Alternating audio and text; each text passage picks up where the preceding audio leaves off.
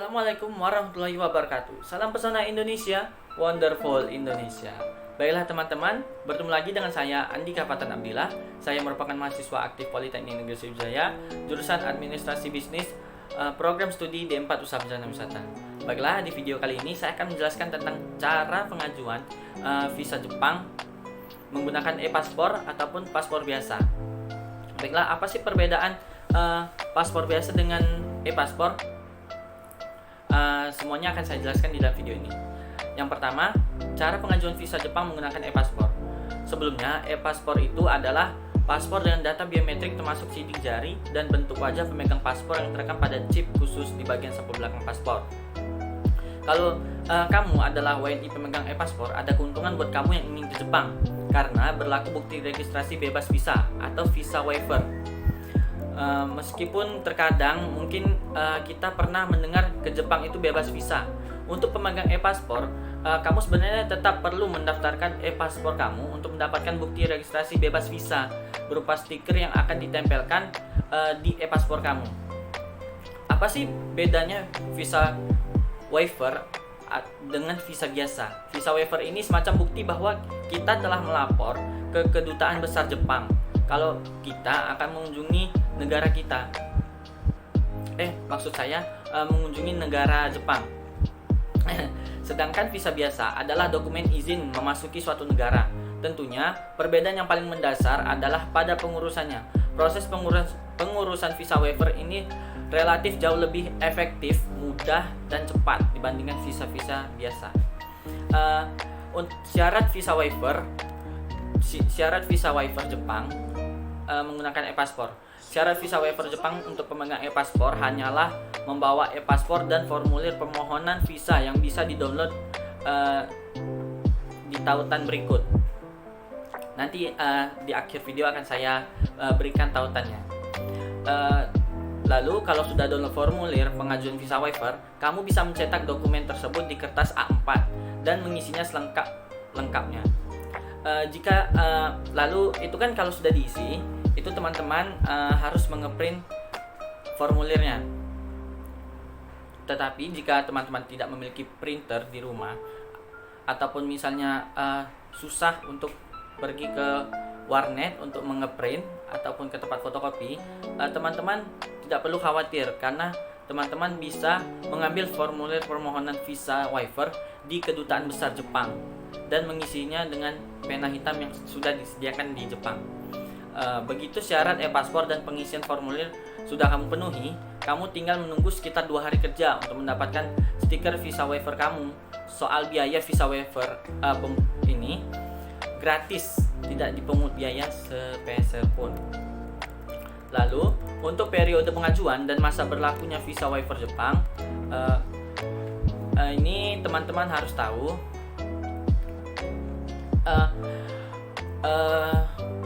Teman-teman harus tahu bahwa visa waiver utamanya diberikan untuk kamu ataupun teman-teman yang ingin melakukan kunjungan singkat ke Jepang, entah itu wisata, bisnis, ataupun kunjungan keluarga. Teman-teman tidak bisa menggunakan visa waiver untuk kunjungan lebih dari 15 hari ke Jepang. Soalnya durasi untuk satu kali kunjungan itu sudah dibatasi 15 hari saja. Tapi bukan berarti setelah berkunjung ke Jepang 15 hari visa waiver kamu tuh hangus atau tidak bisa digunakan lagi. Teman-teman tuh masih bisa kok berkunjung ke Jepang sampai 3 tahun ke depan dengan visa waiver yang sama, dengan syarat setiap kali berkunjung durasi kunjungan kamu tidak lebih dari 15 hari. Terus tuh ada lagi yang perlu diperhatikan, yaitu soal masa berlakunya visa waiver. Kamu teman-teman perlu mengecek batas akhir masa berlaku paspor kamu. Jika pada tanggal registrasi visa waiver berlaku, masa berlaku e-paspor kamu masih sekurang-kurangnya 3 tahun atau lebih dari 3 tahun, teman-teman bisa menggunakan visa waiver tersebut untuk wisata ke Jepang sampai 3 tahun ke depan. Artinya, kalau tanggal registrasi kamu misalnya 10 Februari 2019, visa waiver kamu akan berlaku sampai 10 Februari 2022. Dengan catatan e-paspor kamu masih berlaku sampai tanggal tersebut. Nah, lain lagi kalau masa berlaku paspor teman-teman kurang dari 3 tahun, teman-teman tidak bisa mendapatkan full masa berlaku visa waiver yang 3 tahun seperti penjelasan yang barusan saya jelaskan tadi. Lalu cara melakukan registrasi ulang untuk visa waiver Jepang ini juga tidak sulit kok. Teman-teman tinggal membawa e-paspor lama dan e-paspor teman-teman yang baru.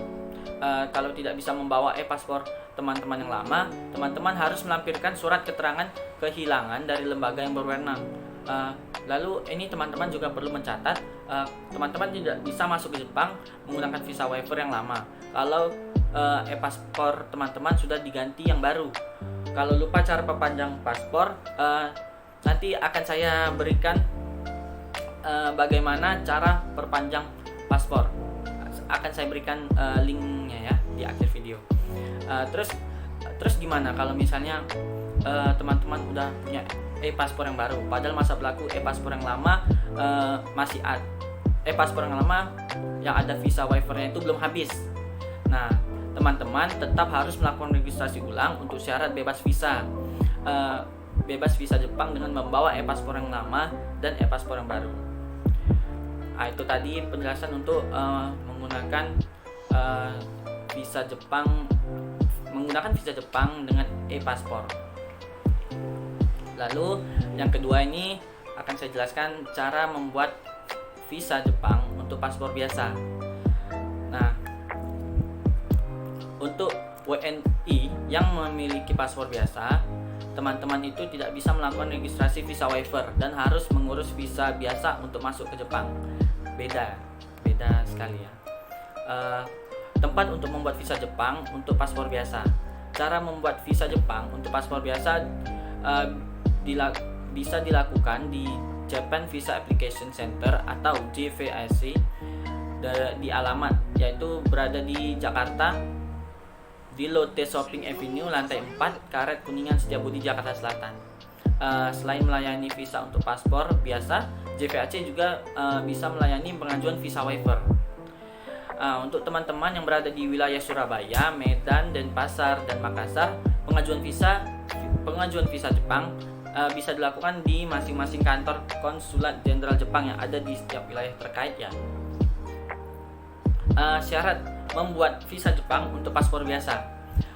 Untuk teman-teman yang memiliki paspor biasa dan ingin membuat visa Jepang, syarat-syaratnya yaitu yang pertama paspor, yang kedua formulir permohonan visa yang bisa teman-teman download di akhir video ya. Nanti di akhir video akan saya berikan linknya atau di deskripsi.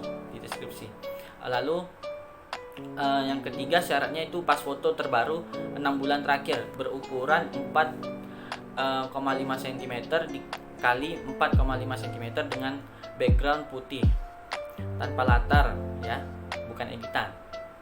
Yang kelima yang keempat fotokopi KTP dan kartu mahasiswa ataupun kartu pelajar. Yang kelima bukti pemesanan tiket pesawat pulang pergi. Yang keenam jadwal perjalanan atau itinerary selama berada di Jepang ataupun form jadwal perjalanan yang bisa teman-teman isi di deskripsi nanti linknya saya berikan. Lalu yang ketujuh dokumen undangan jika visa diajukan untuk kunjungan keluarga atau teman. Yang kedelapan daftar permohonan visa untuk pengajuan visa lebih dari satu orang. Teman-teman bisa mengunduh dokumennya di deskripsi ya, nanti akan saya berikan linknya. Yang kesembilan melampirkan visa masuk negara tujuan utama jika hanya ingin mengajukan visa transit di Jepang. Jika visa yang diajukan bukan visa transit, teman-teman bisa mengabaikan poin yang ke-9 ini. Lalu yang ke-10 bukti keuangan atau rekening koran ataupun buku tabungan 3 bulan terakhir apabila permohonan visa yang bertanggung jawab atas biaya perjalanan ke Jepang serta surat dari kantor tempat permohonan bekerja. Yang ke-11 yaitu jika yang bertanggung jawab terhadap biaya keuangan adalah pihak pengundang yang berada di Jepang, maka harus ada surat jaminan keuangan dari pihak pengundang berupa surat keterangan pembayaran pajak atau Nozei Someiso bahasa Jepang, surat pemberitahuan tahunan atau SPT atau dalam bahasa Jepang itu Kakutei Shinkokuso Kikae. Lalu surat keterangan penghasilan atau Sotoku Someiso. Lalu surat referensi bank, fotokopi buku tabungan 3 bulan terakhir dan surat keterangan bekerja. Lalu setelah teman-teman itulah tadi persyaratannya. Lalu jika teman-teman semua persyaratannya sudah maksud saya setelah semua persyaratan dalam cara apply visa Jepang untuk paspor biasa ini sudah teman-teman penuhi, teman-teman bisa mengajukan semua persyaratan ini ke JVAC. JVAC itu untuk yang di area Jakarta ya, atau ke Konsulat Jenderal Jepang bagi daerah wilayah domisili yang teman-teman sedang berada di situ. Lalu berapa sih biaya untuk pengajuan visa Jepang? Biaya visa Jepang di tahun 2021 ini yaitu yang pertama untuk visa single entry itu seharga Rp380.000. Yang kedua itu visa multiple entry seharga Rp770.000. Yang ketiga visa transit yang seharga Rp90.000. Berapa lama sih untuk waktu pengurusan visa Jepang? Proses pembuatan visa Jepang untuk pemegang paspor biasa ini membutuhkan waktu minimal 4 hari kerja dan bisa lebih, tergantung dari kelengkapan dokumen teman-teman. Namun mengajukan 2 minggu sebelum keberangkatan itu sepertinya terlalu cepat ya. Makanya teman-teman harus prepare sebaik-baiknya, prepare waktunya yang sebaik-baiknya untuk pengajuan visanya. Jadi teman-teman bisa tidak perlu terburu-buru, karena biasanya yang terburu-buru itu tidak baik. Oke. Kalaupun memang teman-teman suka sesuatu yang terburu-buru terutama dalam mengurus visa ini, teman-teman bisa menghitung waktu pengajuan visa ditambah waktu yang dibutuhkan untuk menunggu sampai visa kamu jadi. Baiklah, lalu jika teman-teman ingin semuanya terencana, mengajukan visa sekitar 2 bulan sebelum keberangkatan ke Jepang adalah pilihan yang tepat. Oke. Lalu kalau teman-teman membuat visanya setahun atau setengah tahun sebelum keberangkatan ke Jepang, sepertinya teman-teman itu terlalu cepat ya. Soalnya buku tabungan atau rekening koran yang harus dilampirkan itu harus 3 bulan terakhir sebelum pengajuan aplikasi dan berangkat ke Jepang. Baiklah, itulah tadi syarat dan cara bikin visa Jepang yang bisa saya jelaskan. Sampai sini dulu video penjelasan dari saya. Sampai bertemu di video-video saya selanjutnya. Baiklah, saya akhiri. Assalamualaikum warahmatullahi wabarakatuh. Salam pesona Indonesia, wonderful Indonesia.